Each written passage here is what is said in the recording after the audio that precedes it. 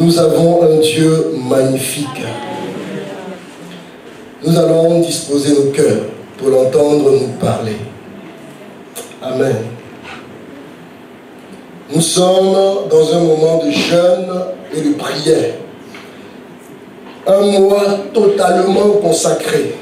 Une année totalement consacrée. Et nous voulons aller en eau profonde avec le Seigneur.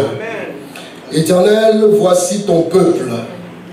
Nous voici devant toi. Éternel, heureux de t'appartenir et attentif à ta voix. Ta voix résonne dans le ciel. Elle fait trembler l'enfer. Et elle a un écho puissant dans nos cœurs. Un écho qui change et qui brise le roc. Un écho qui brise le joug, Seigneur. Nous te bénissons de ce que ce matin, tu nous envoies ta parole pour nous libérer et totalement nous affranchir. Tu envoies ta parole pour nous guérir. Tu envoies ta parole pour nous permettre de recouvrer la vue. Que ton nom soit glorifié pour ta parole qui vit éternellement. Tout passera, mais ta parole ne passera pas. Et aucun trait de cette lettre, Seigneur, ne passera sans son accomplissement. Au nom de Jésus, nous te bénissons, Seigneur. Amen. Amen. Nous allons prendre nos Bibles dans Hébreux 12. Hébreux 12 et Malachie 1. Hébreux 12 et Malachie 1.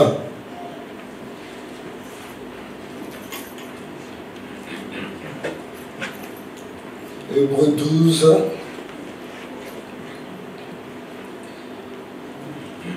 Hébreux 12 à partir du verset 15. Hébreux 12, 15 à 17. Et Malachie 1, 1 à 5. Veillez à ce que personne ne se prive de la grâce de Dieu. Veillez à ce que personne ne se prive de la grâce de Dieu, à ce qu'aucune racine d'amertume poussant des rejetons ne produise du trouble et que plusieurs n'en soient infectés. À ce qu'il n'y ait ni débauché ni profane comme Ésaü, qui pour un mets vendu son droit d'aînesse. Vous savez que plus tard, voulant obtenir la bénédiction, il fut rejeté, quoiqu'il l'ait sollicité avec larmes, car il ne put amener son père à changer de sentiment, car il ne put avoir aucun effet. Malachie 1.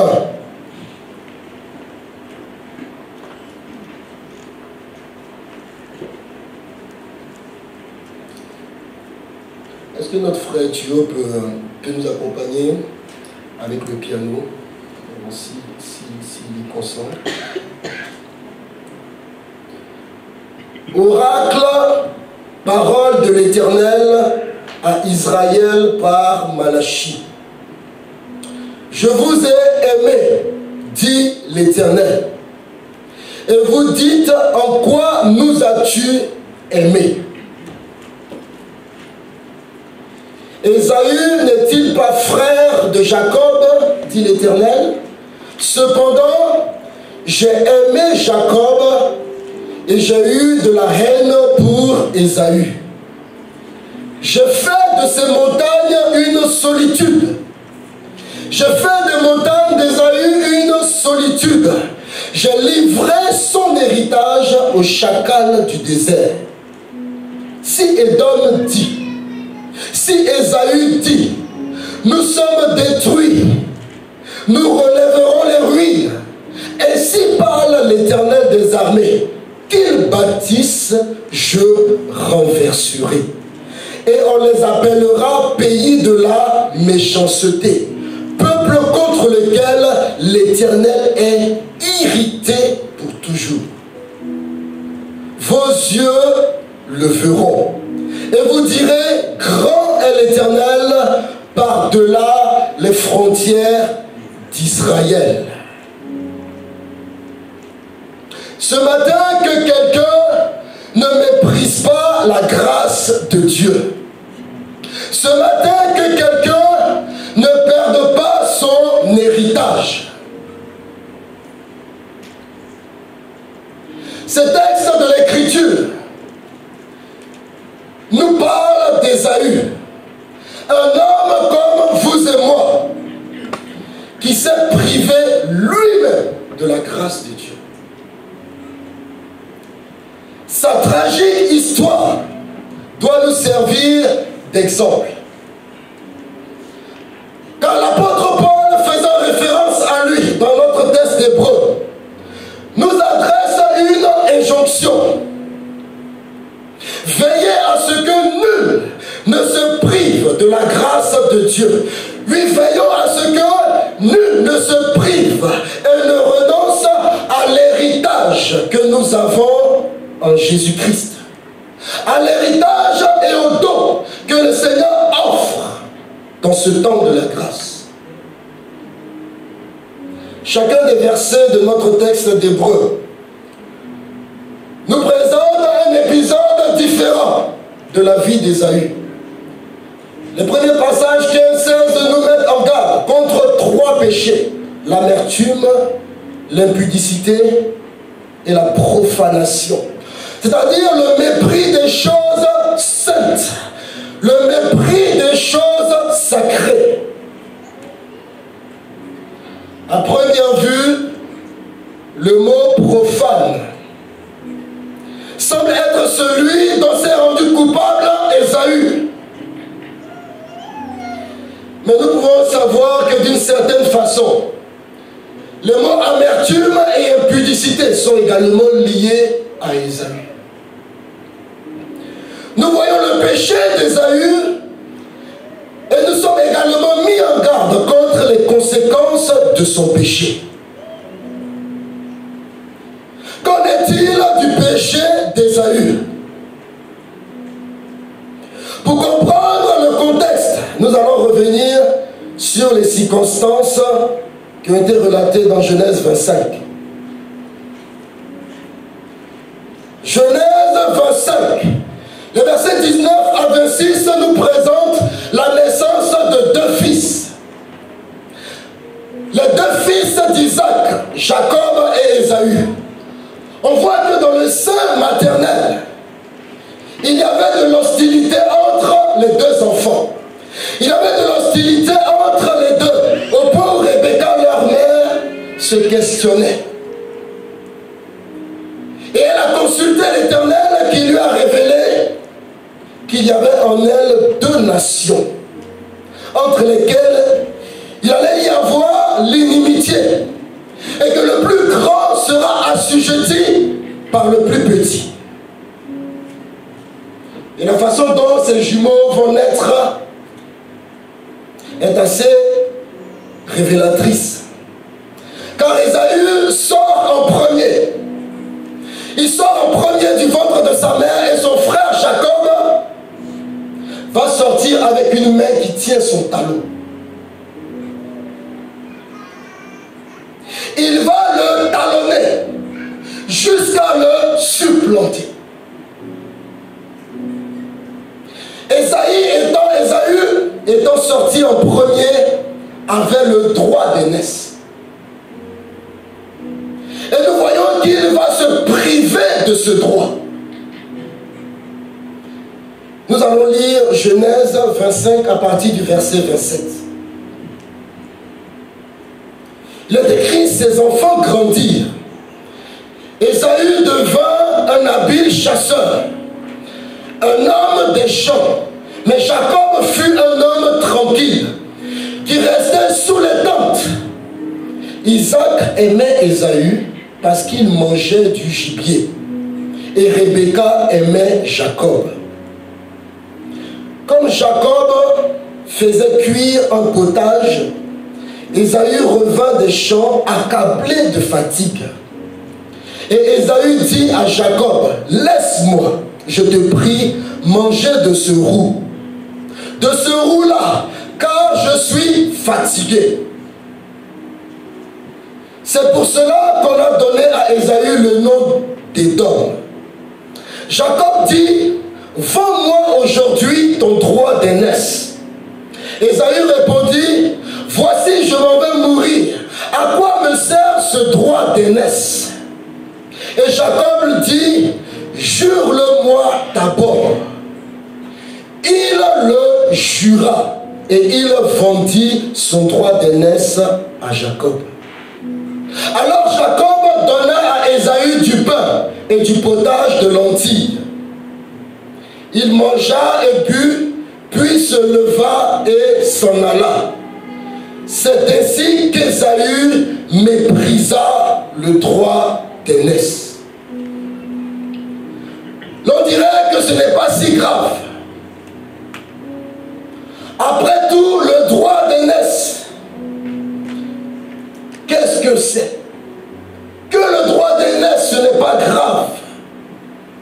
Ésaü avait faim, et même très faim, et il lui a paru important de manger que d'avoir la priorité testamentaire. Il lui a paru bon de manger et de se nourrir que d'avoir la priorité testamentaire. Ça ne semble pas être à première vue une faute. À quoi ça sert?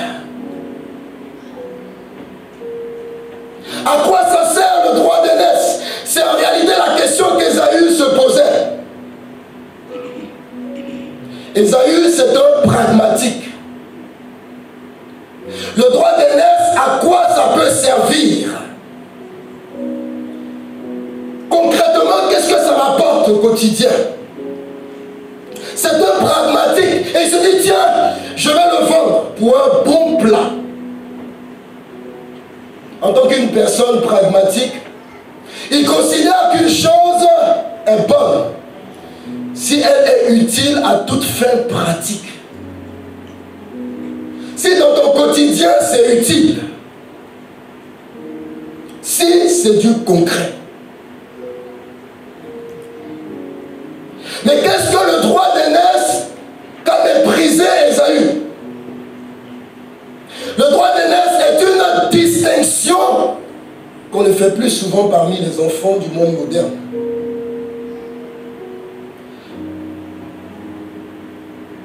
Dans les sociétés de l'Antiquité, le droit d'aînesse était réservé au premier fils et lui donnait des privilèges. Il était le premier héritier, c'est lui qui obtenait la plus grande part de l'héritage familial. Cela lui donnait la priorité sur la bénédiction de son père. À cela était également attaché des responsabilités, entre autres le devoir de perpétuer le nom de la famille, d'être un exemple pour les autres enfants. Celui qui va conserver l'héritage familial. Il arrive souvent dans nos familles de faire référence encore au droit d'aînesse, mais sous la forme d'une pression souvent. Ah, tu dois être un exemple, tu dois être un exemple. Tu dois être exemple pour tes frères. C'est pour ça que moi, de toute ma vie, j'ai toujours béni le Seigneur d'être le dernier de ma famille. Je loue Dieu. Quand ma maman veut me faire pleurer, elle dit, je vais mettre au monde un fils et une fille. Je pleure. Parce que je ne veux pas de petits frères, je ne veux pas de petites sœurs. Je veux moi-même, je veux moi seul être gardé jusqu'à la fin. Je ne veux pas. Quand il dit, je tombais enceinte, j'ai envie de condamner cette parole. Parce que les aînés, c'est trop compliqué. Mais dernier de la famille, c'est tout. Mais le cas de la famille d'Abraham, ce droit prenait une autre portée. Dans la famille d'Abraham, le droit d'aînesse prenait une autre portée, une autre dimension, parce que c'est la famille de l'alliance avec Dieu. L'héritage d'Abraham et d'Isaac était différent de l'héritage des autres familles. Ce n'est pas n'importe quel héritage. C'est l'héritage de la promesse.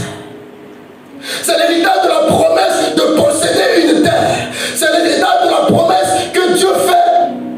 également. Abraham, en lui disant, de ta postérité naîtra un roi, le Messie.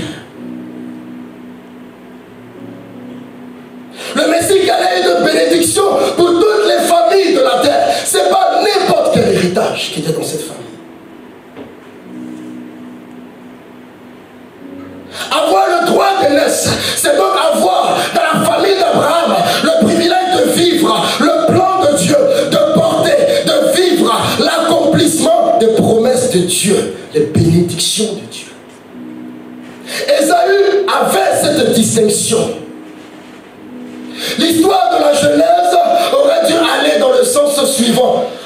Abraham, Isaac, Ésaü. Abraham, Isaac, Ésaü. Mais on voit avec les fils d'Isaac une bifurcation. Un changement de direction. Un changement d'orientation. L'histoire change de trajectoire. Parce que ce n'est pas l'aîné qui devient l'héritier des promesses, qui devient associé aux bénédictions que Dieu annonce à Abraham, mais c'est le plus jeune. Aujourd'hui, on parle du Dieu d'Abraham, du Dieu d'Isaac et du Dieu de Jacob, à la place du Dieu d'Isaac, d'Ésaü.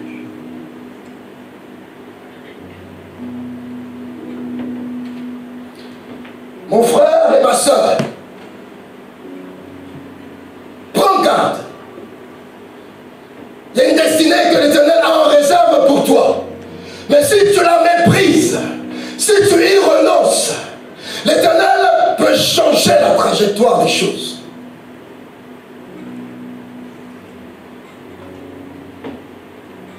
Oh, Ésaü aurait tellement voulu qu'on cite son nom aujourd'hui. Dieu d'Abraham, Dieu d'Isaac et Dieu d'Ésaü. Mais non. Mais non. En méprisant le droit d'aînesse, Ésaü a méprisé tout ce qui venait avec ça. Il a méprisé les promesses de Dieu. Il a méprisé l'auteur même de la promesse. Il a méprisé le Messie qui allait naître de ses entrailles. Il a méprisé l'évangile et le salut qui allait être annoncé à toutes les nations. Le salut qui allait libérer, l'évangile qui allait libérer toutes les nations de la terre. Il a méprisé les desseins de Dieu, l'héritage céleste qu'Abraham a vu d'avance, l'héritage qu'Abraham a salué. Et la Bible déclare qu'Abraham s'est réjoui de cela à l'avance. Ésaü a eu l'instruction de toutes ces choses et Ésaü a méprisé.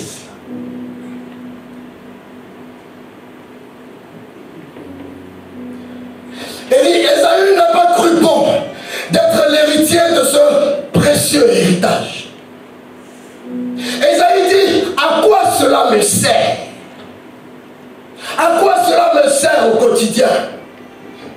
Oui, les fables de mon grand-père Abraham, oui, les fables de mon père Isaac, à quoi cela me sert?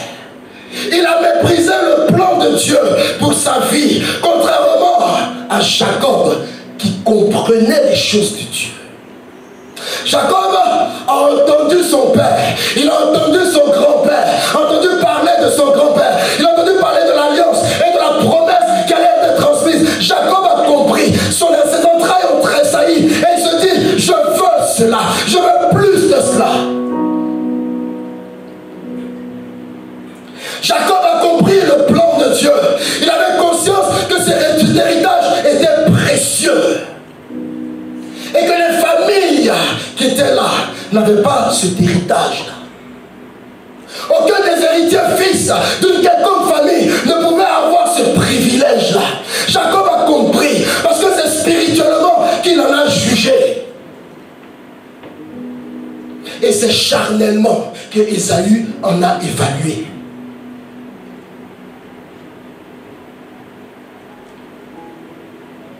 Leur père Isaac les a tous les deux enseignés sur ces choses. Mais Jacob a été le seul à y accorder du crédit. Jacob a été le seul à y accorder de la considération.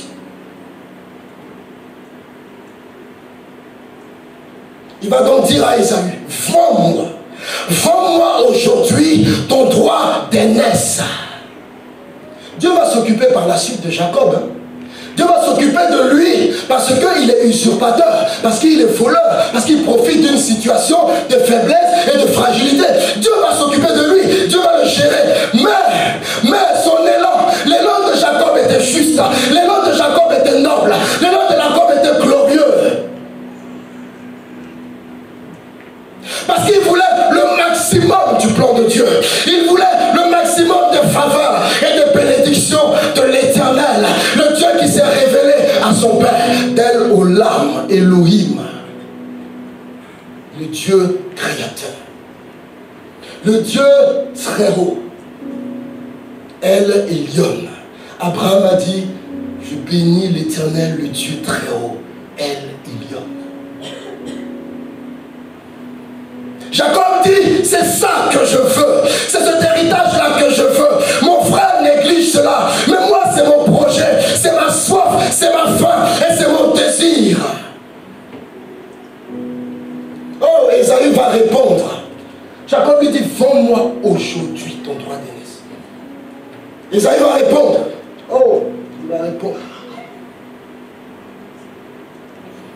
Il va répondre avec mépris. Il dit, voici, je m'en vais mourir. À quoi me sert ce droit d'aînesse? Je m'en vais mourir. À quoi ça me sert? Il n'avait pas mesuré toute la dimension, toute la portée de cet héritage qui allait même au-delà de la vie terrestre. Et qui lui donnait d'avoir part à des trésors célestes ainsi qu'à la vie éternelle. Il n'avait pas mesuré toute la dimension.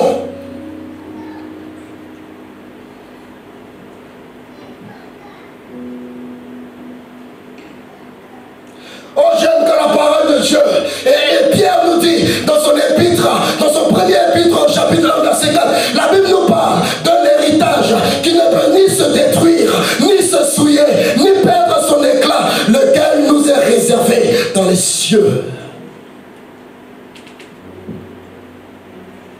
Ésaü a méprisé cela. Ésaü n'a pas perçu la révélation. Ésaü n'a pas compris la valeur de ce qu'il a fait. Mais Jacob y tient. Jacob y tient. Jacob dit, c'est le temps favorable, c'est l'opportunité que j'ai. Je ne vais pas la laisser passer. Je vais saisir cette opportunité. J'y tiens. Jure-le-moi d'abord. Tu ne manges pas. Jure-le-moi d'abord. Et Ésaü va faire quelque chose de terrible en disant, je le jure. Je le jure, je renonce au plan de Dieu pour ma vie. Et Dieu a entendu ce serment. Ce serment est monté au ciel comme un boomerang. Dieu avait l'impression que quelque chose venait de se rompre. Une alliance venait de se rompre. Dieu a entendu ce serment, expression du dédain d'Ésaü. Expression du dédain pour l'héritage que le Seigneur lui offrait. Expression du mépris de l'héritage qui n'avait à ses yeux aucune vraie valeur. Ce qui venait de la part de Dieu lui semblait petit, lui semblait insignifiant, ne suscitait aucun appétit, aucun intérêt. Il y a une expression qu'on entend souvent dans mon pays d'origine, qui est la Côte d'Ivoire. Cette expression dit, est-ce qu'on mange ça? Le droit d'aînesse là, est-ce qu'on mange? Est-ce qu'on mange? Généralement, c'est les expressions qu'on trouve dans les pays pauvres.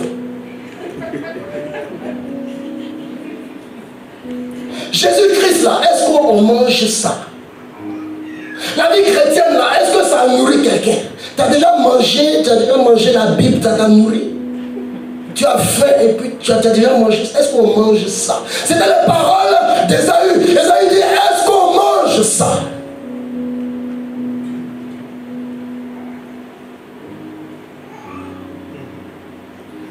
Mais je ne sais pas si c'est écrit dans la tienne.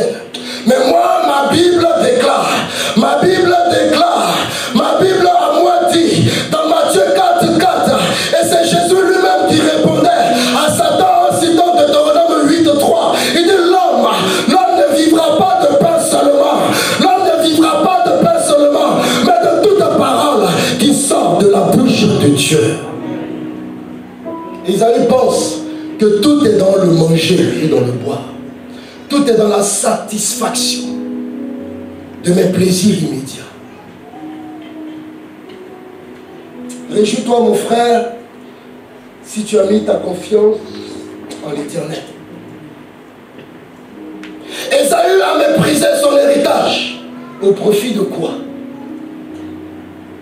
Au verset 16 de notre texte d'Hébreu, il est dit, pour un seul mais.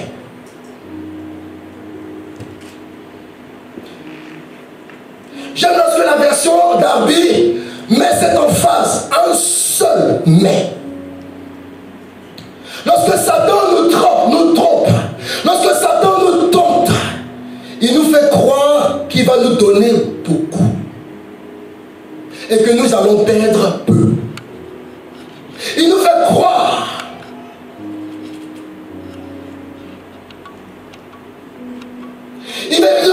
que nous allons gagner beaucoup dans le péché et qu'il va seulement nous enlever un petit peu. Mais lorsqu'il parvient à nous faire désobéir, il nous donne vraiment très peu, et il nous enlève et il nous vole beaucoup. On le voit avec la première tentation dans le jardin d'Éden. Pour un seul fruit, il lui a enlevé le paradis. Il lui a volé son paradis pour un seul fruit. On le voit avec Ésaü pour un seul plat, un seul repas. Je ne sais pas à quel point on peut avoir faim. Je ne sais pas à quel point la soupe de Jacob était appétissante. Mais pour un seul mets, il a méprisé le droit d'aînesse et tout ce qui venait avec. Mon frère, ma soeur, réfléchis à ça lorsque la tentation vient. Lorsque la tentation vient, réfléchis à ça. Rappelle-toi et rappelons-nous que Satan est menteur. Et réfléchissons non pas à ce que nous allons gagner, mais réfléchissons plutôt à ce que nous allons perdre si nous cédons.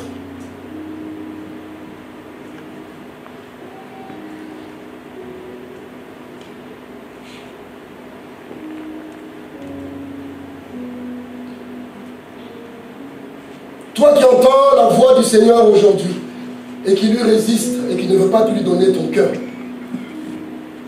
l'Éternel t'offre un héritage. Il y tient tellement que tu as l'impression que c'est du harcèlement. Si tu pouvais porter plainte, tu allais porter plainte pour harcèlement. Parce que dans ta boîte aux lettres, parce qu'au quotidien, dans ta boîte mail, tu vois Jésus-Christ le Créateur @yahoo.fr qui t'envoie tous les jours un message qui te dit que je t'aime et je veux t'offrir mon salut. Tu dédaignes et tu méprises parce que tu penses être pragmatique. Mais ce matin, que le Saint-Esprit ouvre tes yeux sur ce que tu vas perdre si tu n'acceptes pas ce grand amour qui t'est offert.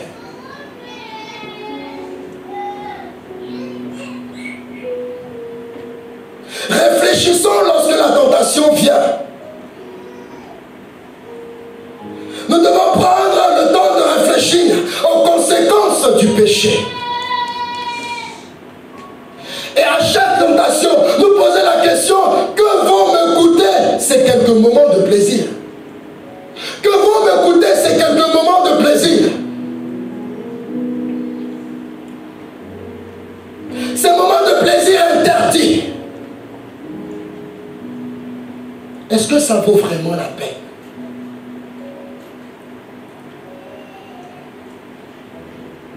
Est-ce que je veux vraiment finir dans les pleurs comme Ésaü? Est-ce que je veux vraiment finir dans les larmes comme Ésaü? Mon vœu, ma prière, et c'est celle que Paul faisait sans cesse en faveur de l'église d'Éphèse, dans Éphésiens 1, 18. Il dit que l'Éternel illumine les yeux de notre cœur pour que nous sachions quelle est l'espérance qui s'attache à son appel. Quelle est l'espérance qui s'attache à son invitation? Quelle est l'espérance qui s'attache à l'offre qu'il te propose? Quelle est la richesse de la gloire de son héritage qu'il réserve aux saints, à ceux qui lui appartiennent? Et pour cela, il faut que le Saint-Esprit illumine les yeux de nos cœurs. S'ils ne sont pas illuminés, nous allons mépriser cet héritage. Et nous allons renoncer à cet héritage.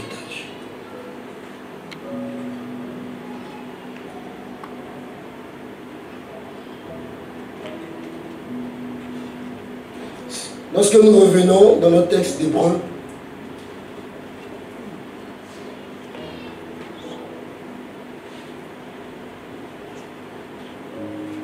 notre texte d'Hébreux 12,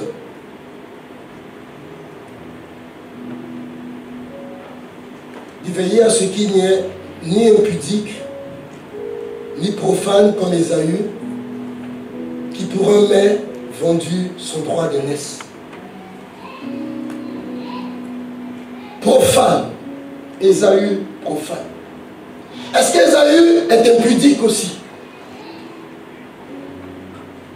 Il y a plusieurs commentateurs qui ont des arguments différents. Quand on voit l'ordre des choses, ces deux textes ces deux mots sont juxtaposés l'un à côté de l'autre. Certains écrits de l'époque juive présentent Ésaü, des écrits qui ne sont pas bibliques, présentent Ésaü comme un homme immoral. Certains font référence également au mariage d'Ésaü qui allait prendre des femmes païennes pour soutenir que Ésaü était également un homme impudique et que l'apôtre Paul voulait dire impudique et profane comme Ésaü. D'autres soutiennent que il parle de l'impudicité, mais le caractère profane, le mot profane concerne uniquement Ésaü. Il est peut-être difficile de trancher. Mais il est évident que le mot profane se rapporte à Ésaü parce qu'il a méprisé quelque chose qui était sacré, saint, précieux, qui avait de la valeur, mais qu'il a considéré comme peu de choses, quelque chose de banal. Mais je crois également qu'il y a un lien entre ces deux péchés. Ce n'est pas de façon fortuite qu'on les retrouve juxtaposés l'un à côté de l'autre. Car les impudiques profanent généralement les choses spirituelles.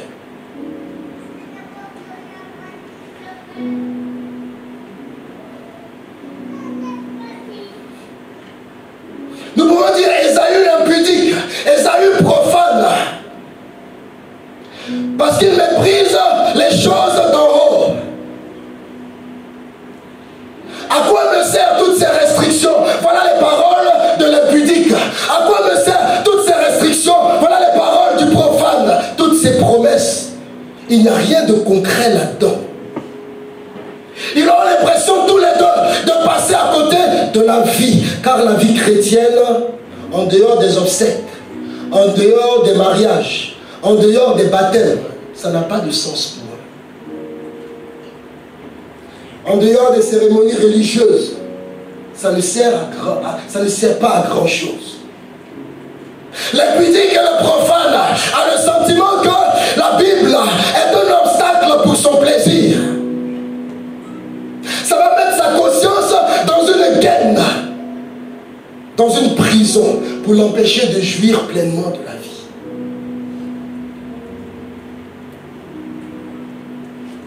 C'est ainsi et c'est de cette façon que l'impudique et le profane méprisent les choses de Dieu. Dans 2 Pierre 2, verset 10, 13 à 14, on voit encore le lien entre les deux. Le Seigneur punira ceux qui suivent les désirs impurs de leur propre nature et méprisent l'autorité de Dieu. C'est des choses qui vont souvent ensemble. Ils seront ainsi payés en retour de tout le mal qu'ils auront fait. Ils trouvent leur plaisir à satisfaire leurs mauvais désirs en plein jour. Leur présence est une honte et un scandale quand ils participent à vos repas en jouissant de leur tromperie. Leurs yeux sont pleins de désir de commettre l'adultère. Ils n'ont jamais assez de péché. Ils n'en ont jamais assez de péché. Ils prennent aux pièges les plus faibles. Leur cœur est enflammé par l'amour du gain. La malédiction de Dieu est sur eux. Ésaü impudique et profane. Une seule et même personne. Il aura un appétit insatiable pour le péché. Une poursuite incessante du plaisir. Mais sans en être satisfait. Je fais allusion là au plaisir interdit. Comme Ésaü, ils ont faim. Ils ont faim.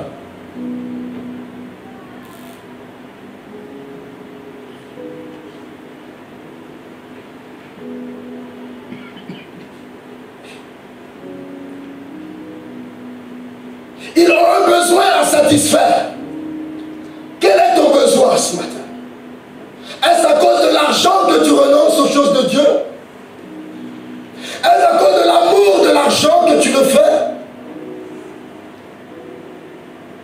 Ésaü dit, il faut que je mange. Coûte que coûte, il faut que je mange. Que cela plaise à Dieu ou non, il faut que je mange. Quoi que cela puisse me coûter, il faut que je mange. Dans Philippiens 3, 18, l'apôtre Paul les appelle les ennemis de la croix. Il dit car il en est plusieurs qui marchent en ennemis de la croix de Christ. Je vous en ai souvent parlé et j'en parle maintenant encore en pleurant. Leur fin sera la perdition. Ils ont pour Dieu leur ventre. Ils ont pour Dieu leur ventre. Ils mettent leur gloire dans ce qui fait leur honte. Et ils ne pensent qu'aux choses de la terre. Leur Dieu, comme Ésaü, c'est leur ventre. C'est leur propre convoitise, leur propre désir. Ce n'est pas le Dieu d'Abraham, leur Dieu. Il ne tient pas à ses promesses. Ils ne sont pas prêts à changer. Ils sont prêts plutôt à échanger ses promesses contre un seul mets, un seul repas. Et dans Romains 1, verset 28, la Bible dit, comme ils ne se sont pas souciés de connaître Dieu, Dieu les a livrés à leur sens réprouvé pour commettre des choses indignes. C'est comme si on a un petit chien qu'on tient en laisse.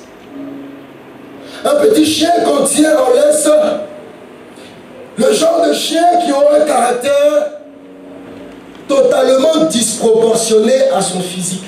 Est-ce que vous connaissez ce genre de chien?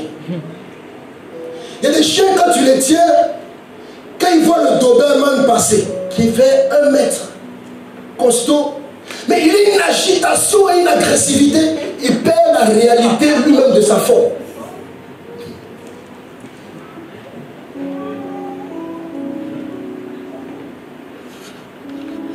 Il est furieux.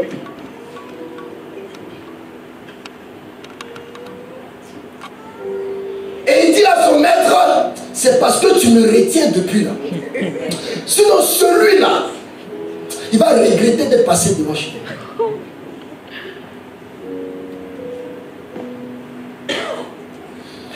Il a une vision. Moi, si j'ai un chien comme ça, je vais lui donner mes lunettes. Il dit, tiens. Et puis, regarde bien. Parce que tu as une vision qui est complètement erronée. Parce que tu ne fais pas, il ne se rend pas compte qu'il ne fait pas le poids devant le Doberman. Et lorsque le maître décide de couper la laisse, ce petit chien se retrouve dans la gueule du Doberman qui va l'embrouiller, qui en fait une bouchée. Celui qui partait furieux, complètement insatiable, complètement féroce, mais il revient avec la queue en bas. C'est ce que Dieu fait lorsqu'il livre l'homme à son sens réprouvé. Dieu te retient par son esprit et Dieu te parle. Tu veux coûte que coûte manger ce repas. Tu veux coûte que coûte satisfaire ton plaisir. Tu veux coûte que coûte marcher loin de la face de l'Éternel. Dieu met en l'homme une conscience qui lui met un frein. Et parfois, il lui met son esprit. Oh, il y a quelques-uns qui sont privilégiés. Et vous et moi, Dieu a mis son esprit, pas seulement une conscience, mais il a mis son esprit pour nous convaincre de péché et de jugement. Pour que nous fassions demi-tour. Alors que nous nous dirigeons dans la porte large, où la route est spacieuse, cette route qui mène à la perdition. Jésus a mis une croix qui nous a fait bifurquer et aller nous serrer dans la porte petite et dans le chemin étroit qui mène à la vie éternelle. Oh, vous et moi, nous avons été visités par l'Esprit de Dieu. Aucun parmi nous ne peut dire que c'est par ses œuvres. Aucun parmi nous ne peut dire que c'est par lui-même. Personne ne prendra cette gloire. Ce n'est que par grâce que nous sommes sauvés. Dieu met la conscience, Dieu met l'esprit qui tente enfin de nous convaincre. Mais l'homme conteste sans cesse, luttant, raisonnant, rejetant les paroles de Dieu. Et à un moment donné, Dieu lui dit, vas-y, vas-y.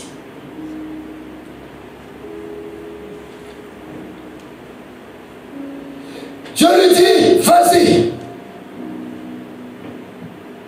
Et là, il y a Satan qui l'attend pour dévorer. Il y a Satan qui rugit à Satan, qui rugit comme un lion, attendant l'occasion pour dévorer, pour en faire une bouchée. Et l'homme que Dieu lâche va vouloir commettre toutes sortes d'actes qui vont causer sa propre perte. Complètement asservi et esclave, vivant que pour la prochaine dose d'héroïne. Complètement esclave, vivant que pour la prochaine dose.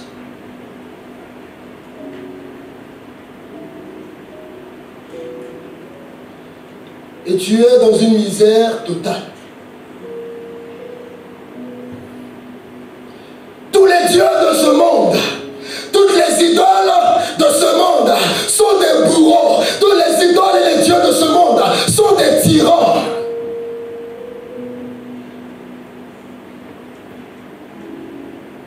Il n'y a qu'un seul Dieu. Il n'y a qu'un seul Dieu qui libère l'homme. Il n'y a qu'un seul Dieu qui fait du bien par l'homme. Et c'est Jésus-Christ. Si tu le reçois ce matin comme ton Seigneur et ton Sauveur, si tu prends le risque de lui offrir ta vie, si tu prends le courage de lui donner ta vie, il va détacher tes chaînes, il va dénouer tes liens, les liens de la servitude, rompre toute espèce de joug dans ta vie.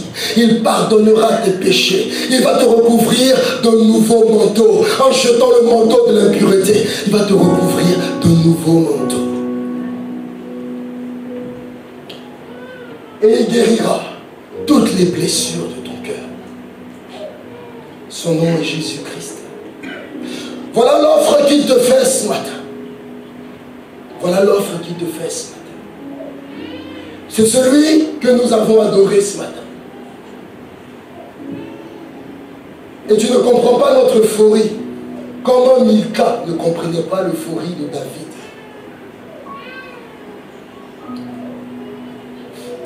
Le péché d'Ésaü ne représente pas seulement les inconvertis de ce monde. Le péché d'Ésaü ne concerne pas celui que tu pointes du doigt ce matin en te disant c'est de toi qu'on parle. Le péché d'Ésaü ne concerne pas seulement celui que l'Esprit de Dieu est en train de convaincre de s'engager avec le Seigneur. Mais le péché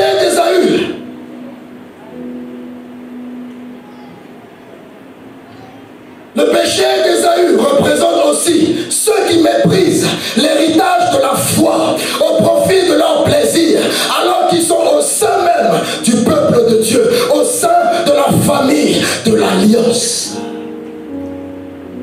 Parce qu'Ésaü n'était pas un vulgaire païen. Ésaü n'était pas un vulgaire païen qui n'a jamais entendu parler de l'Éternel, qui n'a jamais entendu parler d'Adonai et de Jéhovah.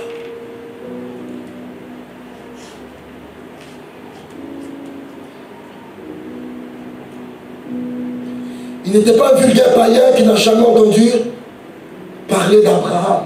Parce qu'Abraham, c'était son grand-père. C'est même pas arrière-arrière-grand-père, c'était son grand-père.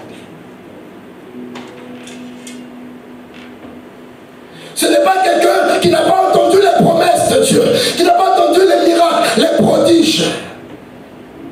Mais il les a méprisés. Il les a entendus et il les a méprisés.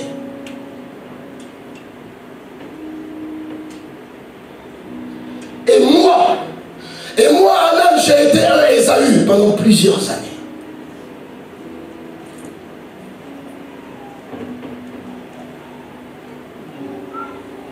Pendant plusieurs années de ma vie, j'ai été un Ésaü. Je suis né dans une famille chrétienne. J'ai été nourri à l'évangile. Et je l'ai méprisé. Parce que j'ai considéré que mon plaisir avait plus de valeur que de connaître le Dieu de mon Père.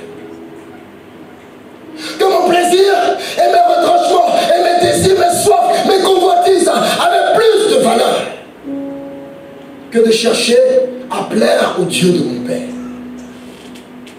en gardant sa parole. Combien de personnes dans l'église sont des Ésaü?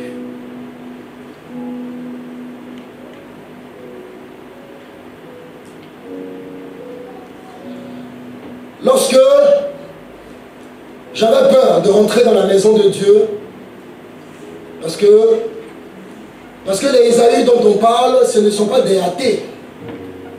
Les Ésaü dont on parle, ce ne sont pas des athées. Ces Ésaü dont on parle, ils vont te dire qu'ils sont croyants. Ils vont te dire qu'ils sont baptisés, qu'ils ont été baptisés. Ce ne sont pas des athées. Il y a une crainte qui est imprimée dans leur cœur. Lorsque je me cachais par crainte de rentrer dans la présence de Dieu, dans la maison de Dieu, il y avait dans la maison de Dieu des personnes qui étaient courageuses. Je ne savais pas comment ils faisaient. Parce que dans mes 400 coups, je les croisais aussi. Je les voyais. Mais eux, ils sont comme ça. Et puis ils rentrent dans l'église. Et puis eux louent. Et moi, je reste isolé en dehors de l'église. Me dit, si je rentre là, peut-être qu'il y a quelque chose qui va me frapper. Il y a quelque chose qui va se passer. Mais il y a des frères courageux. Quand le culte finit, parce que moi c'est quand le culte finit que je rentre. Je m'en vais les saluer en premier. Il dit, toi tu es faux. Ésaü.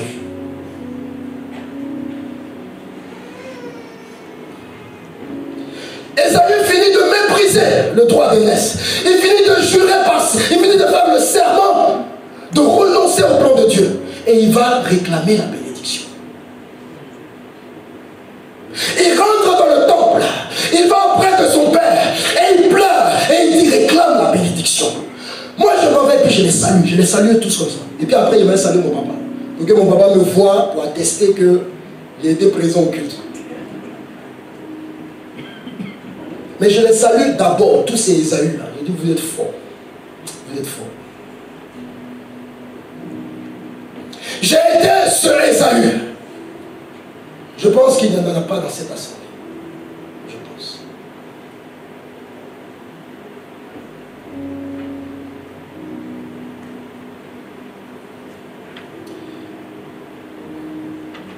Plusieurs ne sont plus membres du corps de Christ sans s'en rendre compte. Plusieurs ont été exclus du corps de Christ sans s'en rendre compte. Plusieurs ont été vomis. Parce que l'Éternel dit, oh, j'aurais bien aimé que tu sois bouillant. Oh, j'aurais bien aimé. Et pour la première fois, Dieu dit, j'aurais bien aimé que tu sois froid. Mais tu n'es ni l'un et de ni l'autre. Ah, je ne peux plus, je ne peux pas te digérer. Ah, je ne peux pas te digérer. Il y a une réaction dans mon corps, une réaction chimique dans mon corps qui fait que je suis obligé de t'expulser. Et le Seigneur dit, je te vomirai. Je ne peux pas te contenir dans ton incrédulité, dans ta volonté de me mépriser. Je ne peux plus te contenir.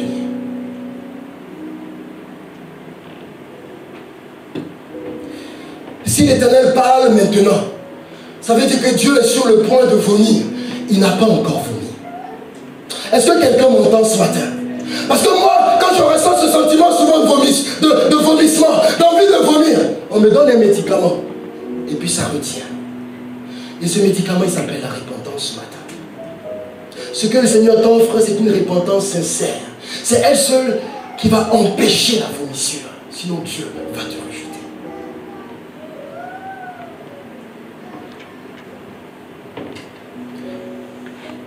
Je vous assure que le jour où je suis rentré dans l'église, je n'étais pas encore parfait. Il m'a fallu du courage, et ça je l'ai déjà raconté ici. Le courage de saisir la grâce de Jésus-Christ qui rachète mon héritage perdu. Le courage d'embrasser la croix et de venir à la croix. Le courage d'être reçu dans les bras d'un Père qui est prêt à m'accueillir. Si on révélait à mon Père tout ce que je faisais, mon Père m'aurait battu. Et mon Père, je ne sais pas quelle aurait été sa réaction. Mais le Dieu qui est mon Père également, et celui qui m'a adopté après le départ de mon Père, ce Dieu qui m'a adopté, a fait de moi un fils d'adoption, qui m'a reçu. Il ne m'a point condamné. Il m'a racheté, il m'a lavé, il m'a nettoyé. Il a changé ma destinée. Il a pris ma malédiction. Ésaü dit à son père Isaac, as-tu encore une bénédiction pour moi? Oh, moi j'ai demandé, j'ai posé cette question à Dieu. Isaac a dit non, il ne reste plus rien pour toi. Mais ce matin encore, le Seigneur dit, j'ai une bénédiction pour toi. C'est ça l'alliance ancienne et la nouvelle alliance. Où Dieu rachète. Où Dieu paye le prix. Lui-même pour racheter.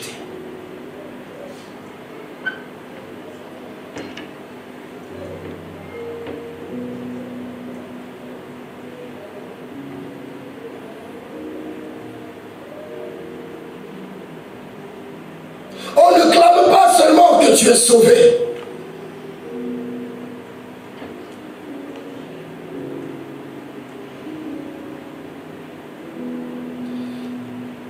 Mais renonce à tes voix. Parce que dans l'église, il y a beaucoup qui bafouent et qui méprisent leur héritage. Si nous en connaissons parmi nous, exhortons-les avec douceur, dans l'amour de Christ, pas dans le jugement, dans l'amour de Christ. Exhortons-les. Avertissons-les. Car quand on est à Ésaü, on ne réalise pas ce qu'on rejette. On ne réalise pas ce qu'on rejette ou ce qu'on perd. Au moment où on rejette son héritage, on ne réalise pas tout ce qu'on perd. Au moment où on rejette son droit d'aînesse, on ne réalise pas tout ce qu'on perd. On pense au bon plat. On pense juste au bon plat qu'on va manger.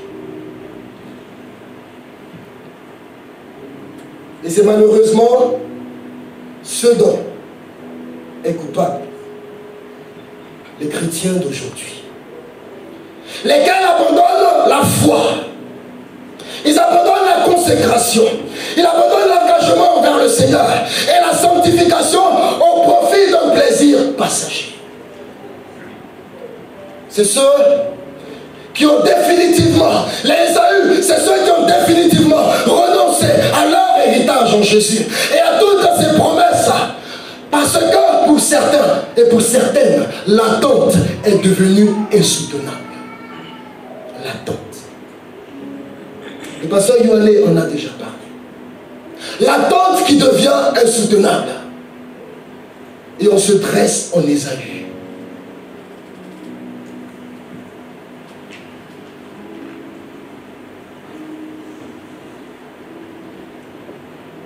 Et on dit, je m'en vais mourir. Je m'en vais vieillir. L'attente devient insoutenable. Je renonce au plan de Dieu pour ma vie. Je renonce à ses promesses. Je renonce à son héritage. Ah, les conséquences sont terribles. Les conséquences sont terribles.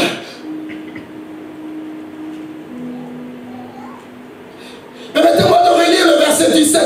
Il dit, vous savez que plus tard, voulant obtenir la bénédiction, il fut rejeté, quoiqu'il l'ait sollicité avec larmes, car il ne put amener son père à changer de sentiment.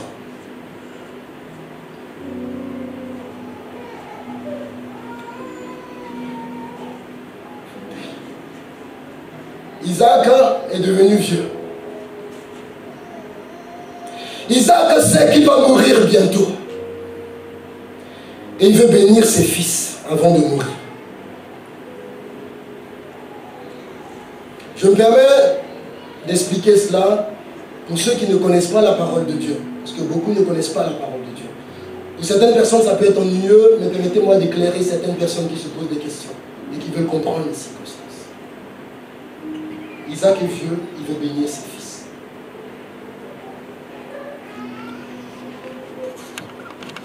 Et c'est par la bénédiction qu'il faisait de ses fils des héritiers. C'est par la bénédiction qu'il mettait ses fils en possession de leur héritage. C'était comme la parole testamentaire, c'était comme le testament déclaré. Aujourd'hui qui est écrit, mais il était verbal.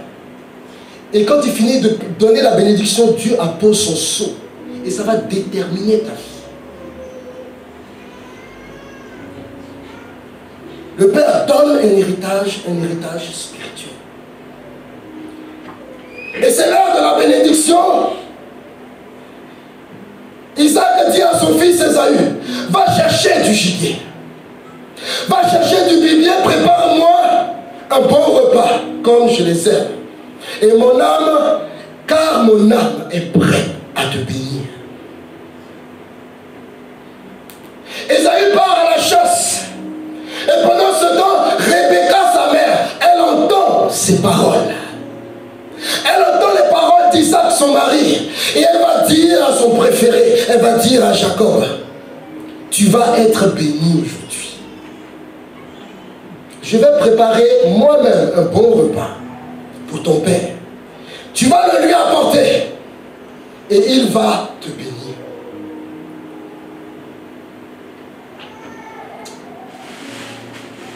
Jacob est pris de peur.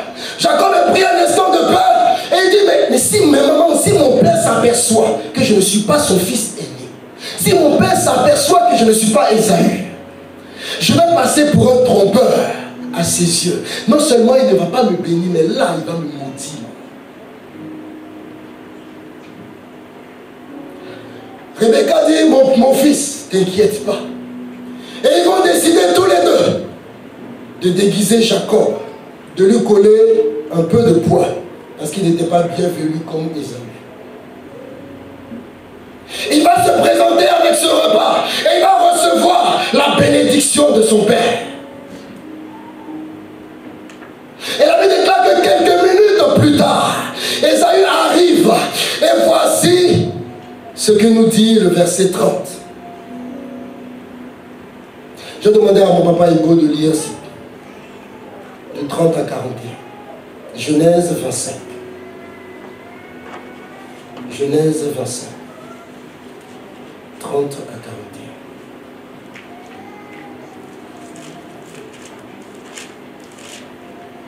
41.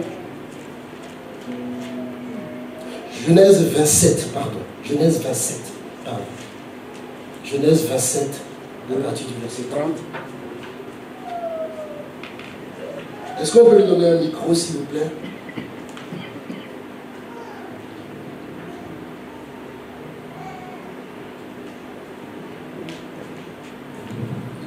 Je lis dans la version Le Seigneur. Lorsque Ésaü eut fini de bénir Jacob, celui-ci le quitta. Ésaü, son frère, rentra alors de la chasse. Il y prépara, lui aussi, un bon plat.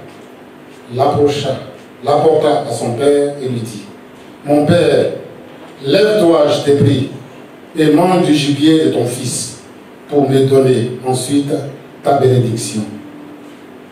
Isaac lui demanda: Qui es-tu? Il répondit: Je suis ton fils aîné, Ésaü.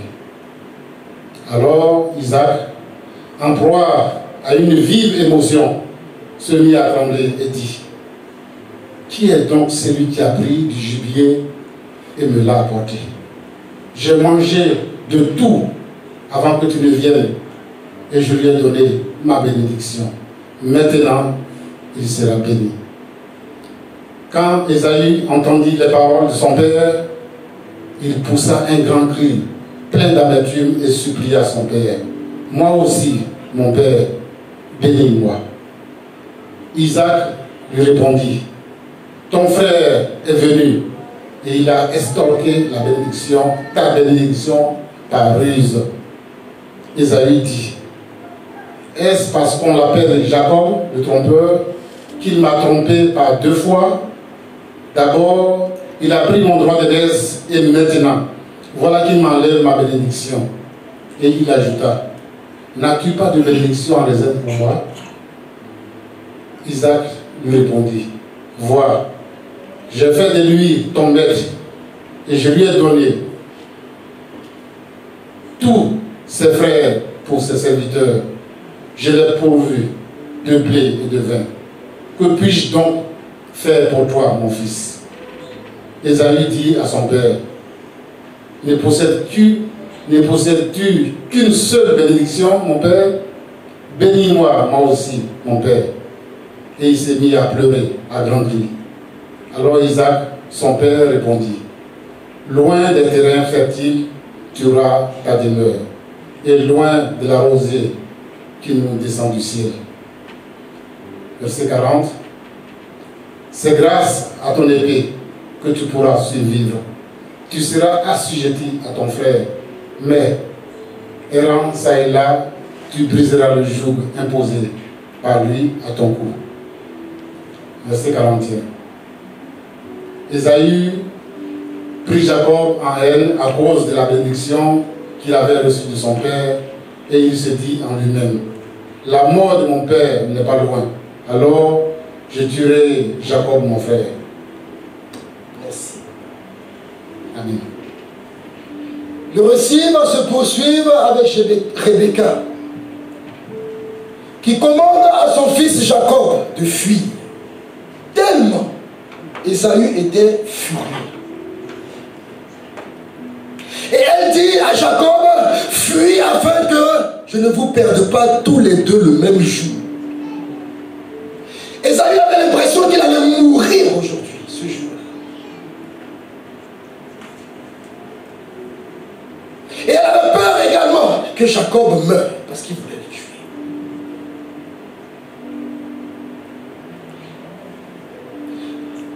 Ésaü était comme mort à ses yeux, parce qu'elle voyait qu'il venait d'être privé de la bénédiction. Tu es mort. Et la Bible parle d'une mort spirituelle. Lorsque nous refusons l'héritage que le Seigneur nous donne, la Bible parle d'une mort, et une mort qui va devenir une mort éternelle si nous refusons la repentance.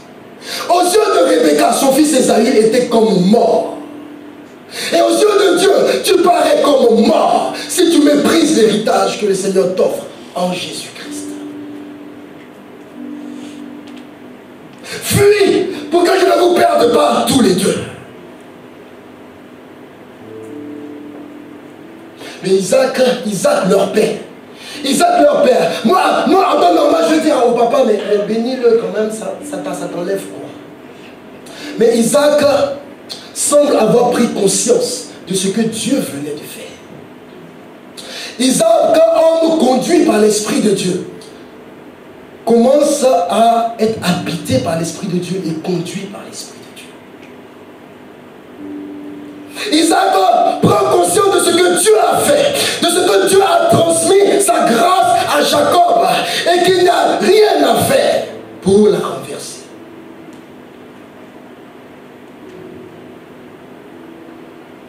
L'Éternel avait entendu le serment qu'avait fait Isaïe. L'Éternel avait entendu le serment. Ce serment était monté jusqu'à son trône. Quand Isaïe a déclaré à Jacob, je le jure, je renonce à mon droit d'aînesse, je renonce au plan de Dieu pour ma vie. Et dès cet instant, l'Éternel a désavoué Isaïe. Le même jour, Isaïe a oublié, mais l'Éternel l'avait désavoué automatiquement.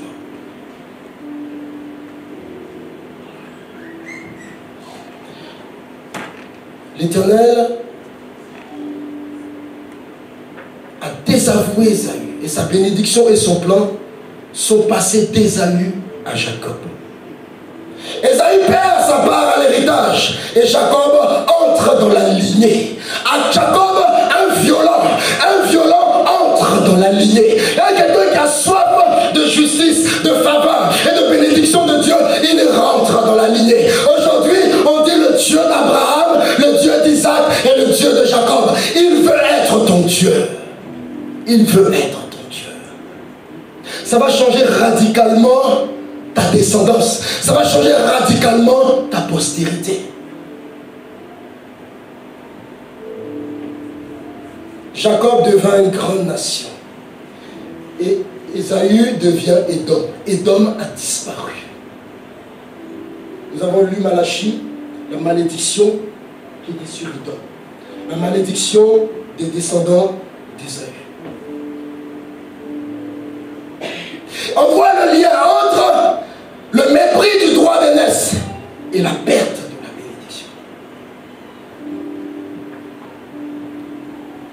C'est parce qu'Ésaü a méprisé le plan de Dieu pour sa vie qu'il a perdu sa bénédiction. Ce qui est clair dans ce que papa vient de lire, c'est que c'était irrévocable. Irrévocable. Malgré les larmes d'Ésaü, irrévocable. Il n'y a rien qui puisse faire pour changer la situation. Dans la version d'Arby, il est écrit au verset 17 d'Hébreux 12, vous voyez que aussi plus tard, désirant hériter la bénédiction, il fut rejeté. Car il ne trouva pas lieu à la repentance, quoiqu'il l'eût recherché avec l'âme. Le texte donne l'impression qu'il parle de repentance, mais il n'y a pas de vraie repentance. Il n'y a pas eu lieu à repentance. Sans réelle repentance, il n'y a pas de bénédiction.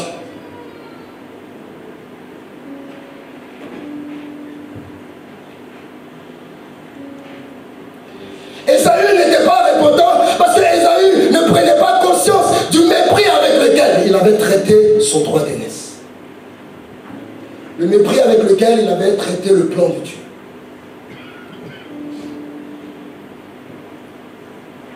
Ces larmes venaient du remords. Le remords d'avoir perdu la bénédiction, mais pas le remords d'avoir renoncé à son droit d'aînesse. Pas le remords d'avoir méprisé. Est-ce qu'on fait la différence?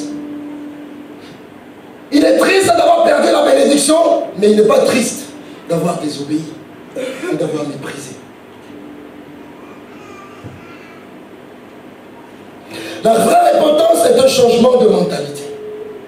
La vraie repentance est un changement de mentalité qui aboutit à un changement de comportement.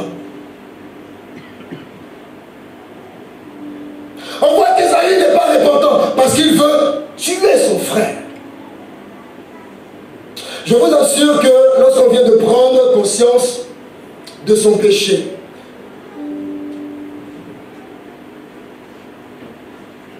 lorsqu'on vient de prendre conscience de la gravité de notre péché, la dernière des choses qu'on veut faire, c'est de continuer dans le péché. La dernière des choses qu'on veut faire, c'est de poursuivre l'iniquité. Mais lui, à peine il pleure, à peine il pense au crime. Jean nous a dit que Caïn a tué son frère Abel parce qu'il était du malin. Et Ésaü médite de tuer son frère. Ésaü est encore du malin.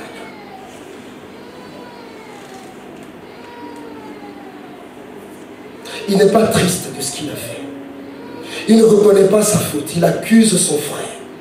Il accuse Jacob. Il dit, il m'a volé. Il m'a volé toute ma bénédiction. Il m'a volé mon droit d'aînesse. 2 fois, il m'a supplanté. Il m'a volé. Il m'a volé. Ésaü, souviens-toi que c'est toi. C'est toi qui as méprisé ton droit d'aînesse. C'est toi qui as renoncé. C'est toi qui as juré. C'est toi qui l'as fait.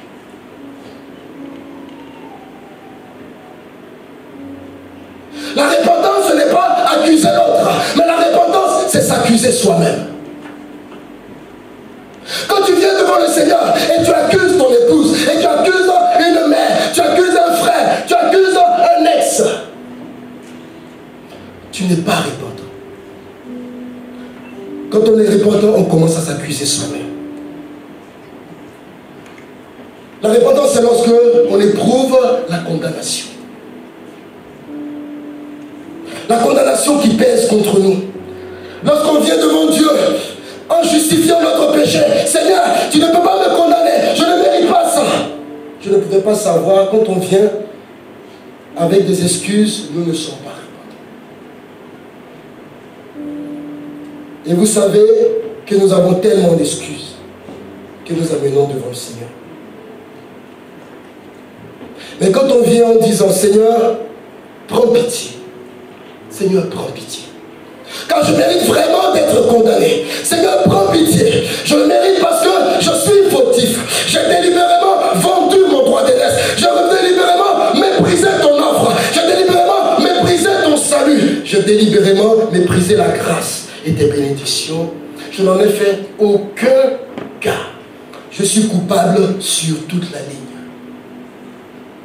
Je te demande pas mon Dieu, mais je demande une faveur. Je demande une miséricorde. Je demande ta grâce.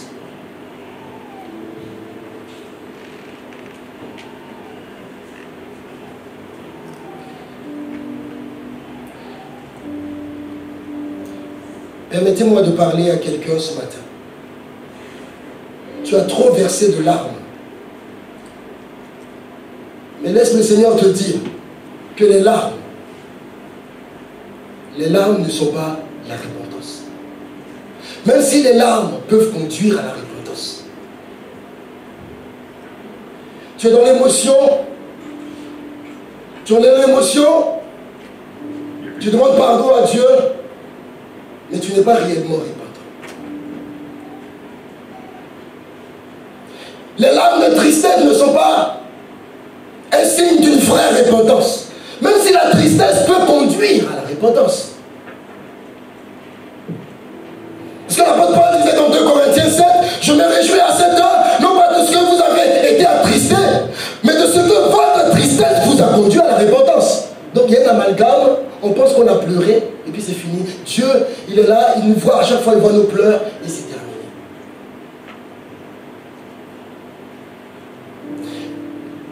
Ésaü ne versait pas des larmes de regret. Quelles sont les larmes que tu verses, mon frère et ma soeur? Est-ce que ce sont des larmes d'un frère mort? Est-ce que tu viens de prendre conscience du mépris avec lequel tu agis, avec lequel tu traites ton héritage? Les larmes ne sont pas une preuve de vraie repentance. On peut pleurer pour toutes sortes de raison, de motif. Il sollicita la bénédiction avec larmes, mais cela n'a servi à rien.